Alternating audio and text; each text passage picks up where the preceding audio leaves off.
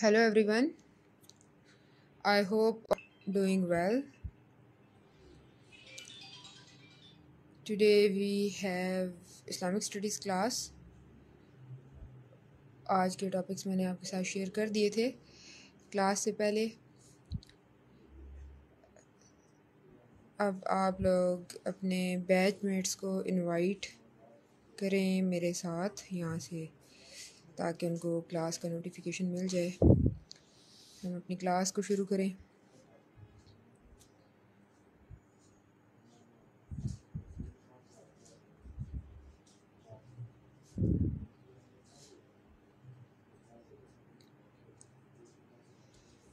और सबसे पहले हम देखेंगे आज जो हमारा ओवरऑल टॉपिक है वो है prophet Muhammad peace be upon him about his life. तो हमने ये देखना है कि एज एन इंडिविजुअल वो कैसे रोल मॉडल हैं। ठीक है, उनकी सीरत को हम स्टडी कर रहे हैं कि उसके मुख्तलिफ़ पहलुओं को हम देखेंगे, इंडिविजुअल के तौर पे भी, एक डिप्लोमेट के तौर पे भी, कि वो एक एज अ डिप्लोमेट वो कैसे थे, एक एजुकेटर के तौर पे एजुकेशनिस्ट वो कैसे थे, एक टीचर वो कैसे थे, ये हम देखेंगे। और फिर हम ये देखेंगे कि उन वो एज अ पीस मेकर कैसे थे, या अगर वो सिर्फ पीस मेकिंग उनकी किस तरीके से थी, उसमें उनकी डिप्लोमेसी भी आ जाती है, उसमें उनकी जो स्ट्रेटजीज़ हैं वॉर्स के हवाले से वो सारी भी चीज़ें आती हैं। तो हम उन सब चीज़ों को आज डिस्कस करेंगे। तो स्टार्ट करते हैं हम prophet Muhammad as a role model for individual, कि एक इंडिविजुअल के लिए वो कैसे रोल मॉडल है। ठीक है, prophet Muhammad as a role model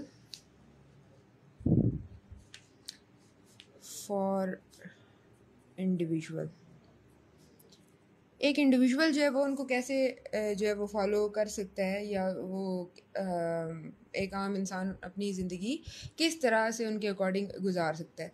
तो इसमें हम सबसे पहले देखेंगे कि खुर्शीद अहमद ने अपनी बुक इस्लामी नज़रिया हयात, उसमें हमें एक बात बताई है। वो बात क्या है, आप रेफरेंस जो है वो याद कर लें। उन्होंने कहा है कि एक जब आप किसी इंसान को कहते हैं ना कि ये हमारा रोल मॉडल है, तो उसमें कुछ खसूसियात होना ज़रूरी है उसकी लाइफ के हवाले से। तो अगर वो खसूसियात एक इंसान में मौजूद हैं तो फिर तो आप उसको as a role model accept करें, आप उसको फॉलो करें, अदरवाइज़ नहीं कर सकते। वो कौन कौन सी खूबियाँ जो कि एक बंदे में होनी चाहिए, तो वो कहते हैं कि चार खूबियाँ उसमें हों। सबसे पहली बात तो ये है कि जितने भी उसके लाइफ के इम्पोर्टेंट इवेंट्स हैं, ठीक है ना, उनकी डॉक्यूमेंटेशन हुई भी हो।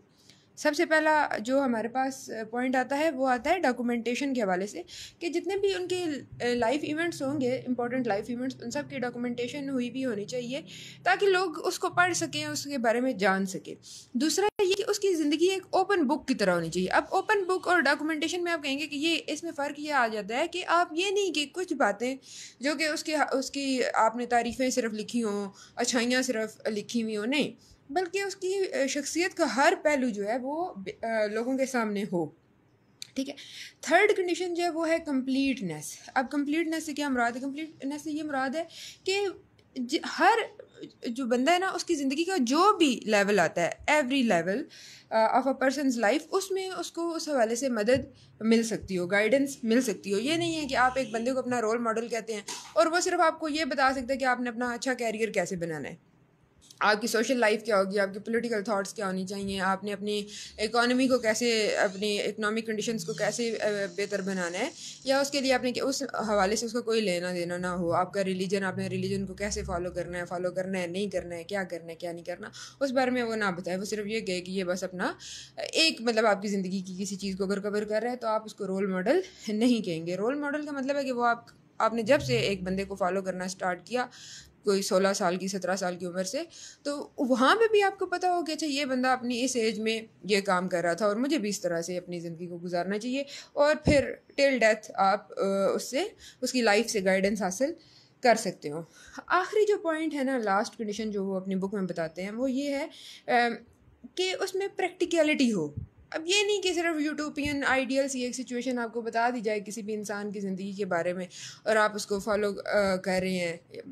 वो एक इंसान ही हो, जिसको आप रोल मॉडल के तौर पे देख रहे हैं, उसका इंसान होना ज़रूरी है। मतलब आप इंसान जो है, फरिश्तों को तो रोल मॉडल नहीं ना बना सकते। तो ये सारी चीज़ें। अच्छा, अब हम इन कंडीशंस की बुनियाद पे जब देखते हैं तो हमें पता चलता है कि prophet Muhammad he was a perfect human being, ठीक है, पूरी दुनिया के लिए।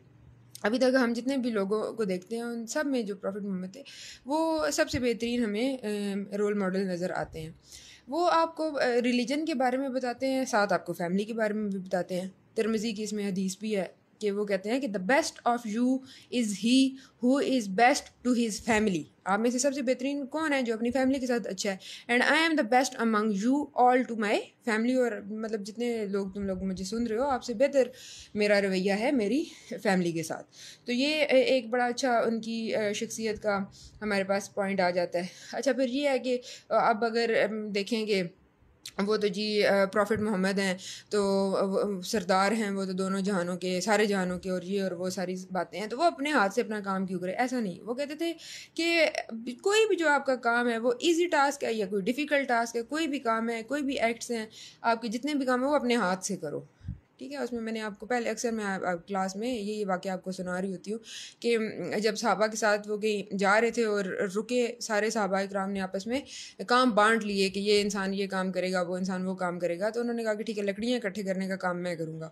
तो सहाबा इकराम ने कहा कि हमारी मौजूदगी में आप ये काम कैसे कर सकते हो? तो इस पर प्रॉफिट मोहम्मद ने कहा कि नहीं, मैं अब अगर खुदा का नबी हूँ, रसूल हूँ, तो इसका ये मतलब नहीं कि मैं दुनियावी काम नहीं कर सकता। मैंने अपने सारे काम अपने हाथ से ही करने हैं। फिर हज़रत आयशा, उनसे भी रवायत है, वो भी बताती हैं कि हज़रत मोहम्मद सल्लल्लाहु अलैहि वसल्लम अपने घर का सारा काम खुद करते थे।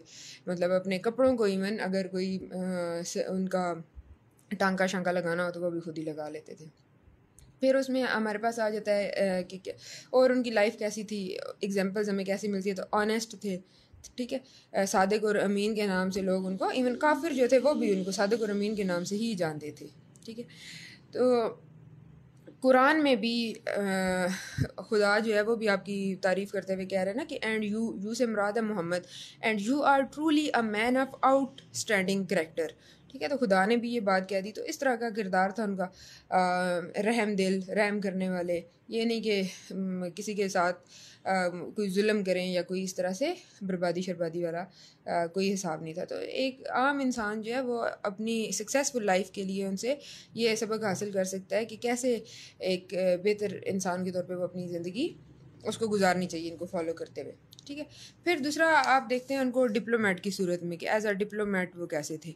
तो आपको पता है मुख्तलिफ आपकी जंगें, आपके गज़वात हैं, उसमें भी उनका रोल है। तो सबसे पहली जो बात थी वो ये थी कि जितने भी आपके वॉर के प्रिजनर्स हैं ना, वो ये नहीं कहते थे कि इनके ऊपर जुल्म तशद्दुद करो, सारा इनका बुरा हाल। वो कहते थे इनसे लैंग्वेजेस सीखो। लैंग्वेज सीखने का क्या मतलब है? लैंग्वेज सीखने का ये मतलब है कि जब आपने मुख्तलिफ ममालिक में अपने लोगों को भेजना है, वो इस्लाम का पैगाम उनकी ज़ुबान में लेके जाएं ताकि उनको समझ तो आए, ठीक है। आप देखते हैं कि बहुत बचपन से ही वो ट्रेड में अपने अंकल अबू तालिब के साथ वो उनका ट्रेड जर्नीज तो उनकी स्टार्ट होगी थी ना। सीरिया में भी उनकी ट्रेड जर्नी थी जिससे हज़रत खदीजा जो है वो बड़ी उनसे इम्प्रेस होती हैं और उनके साथ शादी भी करती हैं। फिर जब 40 साल की उम्र में उन्होंने नबूवत का दावा किया और इस्लाम को मतलब उसकी ब्रीचिंग स्टार्ट हुई, और जो कुफार थे वो उन्होंने परेशान करना शुरू किया, तो हबशा की तरफ हिजरत, उसमें नीगस को उन्होंने जो ख़त लिखा, उस ख़त से भी उसने जो नजाशी था उसने कह दिया कि ये तो वही कलाम है, ये तो वही चीज़ें हैं जो कि हमें मतलब जीसस पहले लेके आया था, तो हम इनको एक्सेप्ट करते हैं। तो बड़ा अच्छा रवैया शवैया सारा उनके साथ रहा। फिर उनके मुख्तलिफ़ किस्म के अलाइंसेस और ट्रीटीज़ वो आप देखते हैं कुफार के साथ, मुख्तलिफ अपने ग्रोह जो हैं, कबीले जो हैं उनके साथ, तो उनसे भी हमें पता चलता है कि वो सिर्फ ये नहीं था कि सिर्फ खुदा का पैगाम आप तक पहुंचा रहे थे, बल्कि वो आपको एक पूरी ज़िंदगी गुजारने का तरीका भी समझा के गए हैं। अच्छा, एजुकेटर के तौर पे अगर आप देखते हैं इनको तो वो आपको क्या समझ आती है? अच्छा, एक तो हमने लैंग्वेजेस की बात कर ली कि आप जो है वो ज़ुबान, दूसरा वो उन्होंने मुसलमानों को दुआ सिखाई रब्बे ज़िदनी इल्मा की, कि ए रब मेरे इल्म में इजाफ़ा फरमा। वो ये कहते थे कि आप अब ये नहीं है कि आप सिर्फ दीनी तालीम, बल्कि जो भी इल्म आपको जब इसके बाद का हमारा जो टॉपिक है ना इस्लामी इसके हवाले से, सिविलाइजेशन के हवाले से, तो उसमें भी आप देखते हैं कि इस्लामिक सिविलाइजेशन आपको ये नहीं कहती कि आपने एक स्पेसिफिक सिर्फ रिलीजन को ही फॉलो करना है। फॉलो तो खैर उसी को करना है, लेकिन सिर्फ ये नहीं कि आप दिन में 5 नमाजें पढ़ेंगे और आपकी ज़िंदगी के सारे काम पूरे, बल्कि आपने क्या करना है, जितनी भी इल्म इस दुनिया में मौजूद है, छुपी हुई या ज़ाहिर, उस हर चीज़ की तालीम आपने हासिल करनी है। तो ये हमें इसमें पता चलता है। अच्छा, एरिया ऑफ एजुकेशन उसमें देखें तो जिस चीज़ के ऊपर उन्होंने बहुत ज़्यादा ज़ोर दिया, तो हमें एक माइंड में क्या आता है, हमें सबसे पहले माइंड में यही आता है कि जी उन्होंने कहा होगा कि ठीक है इस्लाम की तालीम हासिल करो, कुरान को हिफज कर लो, बस यहाँ पे जो है वो सारी चीज़ें कवर हो जाती हैं कि आप सिर्फ तबलीग करें, खुदा का जो मैसेज है वो लोगों तक पहुँचाते रहें। लेकिन यहाँ तक बात नहीं थी, बल्कि वो अपने कंपेनियंस को ये भी कहते थे कि आपने जितने भी नए उलूम हैं वो सारे सीखने हैं। वो रियाजी का इल्म है, वो ज़ुबान है, कोई वो कुछ भी है, उसको सीखो भी और उसको सिखाओ भी। इसके बारे में वो कहते भी थे ना कि तुम में से सबसे बेहतर वो है जो कुछ सीखता है दूसरों को सिखाता भी है। ठीक है, एक्टिविटीज़ को क्रिएट करो, रिलीजन के बारे में भी सोचो, एटीट्यूड के बारे में, बिहेवियर के बारे में, हर चीज़ के बारे में आपका एक लर्निंग एटीट्यूड वो कैसा होना चाहिए। ये नहीं कि बंदा जो है वो क्लास भी टाइम पे अटेंड ना कर सके, ये वाला तरीक़ाकार नहीं था। अच्छा, फिर हम देखते हैं एज अ पीस मेकर और मिलिट्री स्ट्रेटजिस्ट के तौर पे। तो आपको पता है कि एक जो वॉर है उसको कैसे, या कोई एक बैटल है वो कैसे उसको आप जीत सकते हैं, उसके लिए क्या होना ज़रूरी है। तो उसमें बात आती है कि जी आपको अपने जो आपका एनिमी है, ठीक है, उसकी आर्मी के हवाले से नॉलेज आपके पास हो, ठीक है, ये एक अच्छा पॉइंट है। दूसरा पॉइंट आपके पास क्या आता है, दूसरा पॉइंट आपके पास आता है वेपन्स का, कि आपके पास अच्छे वेपन्स होने चाहिए और आपको ये भी पता होना चाहिए कि आपके दुश्मन के पास क्या वेपन्स हैं, वो कौन सी चीज़ें यूज़ कर रहे हैं। फिर आपके पास बात आ जाती है प्लान्स की, कि आपके जो है दुश्मन उसका क्या प्लान है और आपकी अपनी प्लानिंग क्या है। ये सारी, इस सारी चीज़ों में जो सबसे इम्पोर्टेंट चीज़ आती है ना, वो आपकी आती है मिलिट्री स्ट्रेटजी की। तो वो जो स्ट्रेटजी थी ना प्रॉफिट मोहम्मद की, वो सबसे बेहतरीन थी। ठीक है, ग़ज़वा खंदक आपके पास एक इसका मौजूद है सबूत कि 3 तरफ तो आपके पास पहाड़ है, एक तरफ आपकी खंदक है। तो सलमान फ़ारसी जो थे उन्होंने ही इसका वैसे रिकमेंडेशन भी दिया था कि एक ही हिस्सा है जिसको हमने साउथ की तरफ, जिसको हमने सिक्योर करना है, वहाँ पे हम खंदक, तो खंदक में प्रॉफिट मोहम्मद ने इसको एक्सेप्ट किया, साथ मिल के खंदक खोदी। वरना वो पीछे बैठ जाते कि ठीक है मैं तो खुदा का नबी हूँ, मेरा तो नमाज का वक्त हुआ है, मैं तो नमाज़ पढ़नी है, या मैं तो ये मुश्किल काम नहीं। भूख प्यास, पेट पे पत्थर बांधे, लेकिन खंदक को खोदा। इसी तरह बैटल ऑफ बदर में भी आप देख सकते हैं कि किस तरह से आपकी तादाद बहुत कम है, आपके जो दुश्मन हैं वो तादाद में बहुत ज़्यादा हैं, तो भी मिलिट्री स्ट्रेटजी उनकी काम आती है और आप जीत जाते हैं। ग़ज़वा ओहद, उसका वाक़या भी आपके पास इसी तरह से है।